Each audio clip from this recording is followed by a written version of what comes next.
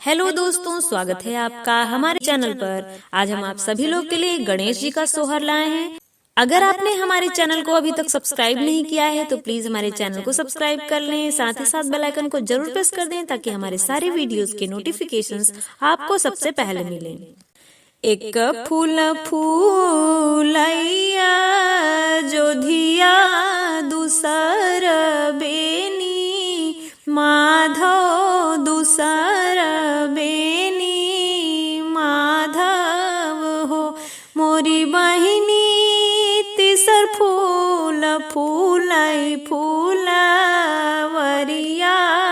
चौथा मोरे अंगना चौथा मोरे अंगना में हो मोरी बहिनी तीसर फूल फूलै फूलवरिया चौथा मोरे अंगना में हो।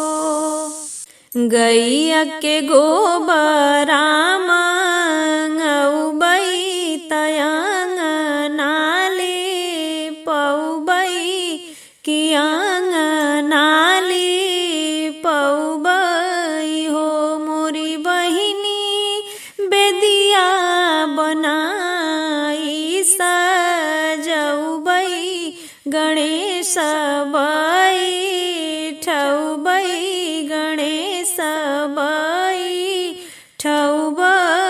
हो।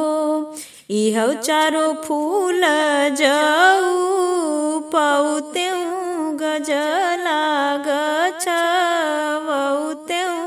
गजला गछवौतेऊ हो मोरी बहिनी सही गजला चौथी के चढ़ौतेऊ मंगन कुछु मंगतेऊ मंगन कुछु मंगतेऊ हो मोरी बहिनी सही गजला चौथी के चढ़ौतेऊ मंगन कुछु मंगतेऊ हो।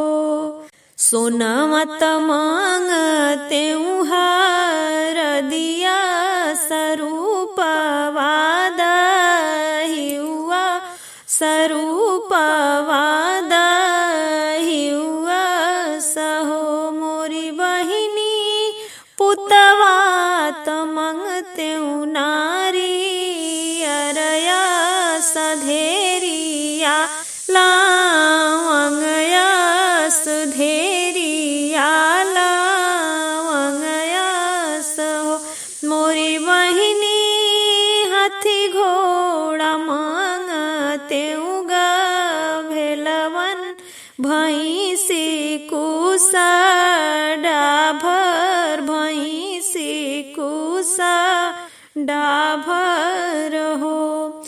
सोनमा दिहे गणेश हर दिया सरूपवा दहिउआ सरूपवा दहिउआ सहो मोरी बहिनी पुतवा त दिहे नारी अरया सबिटियाला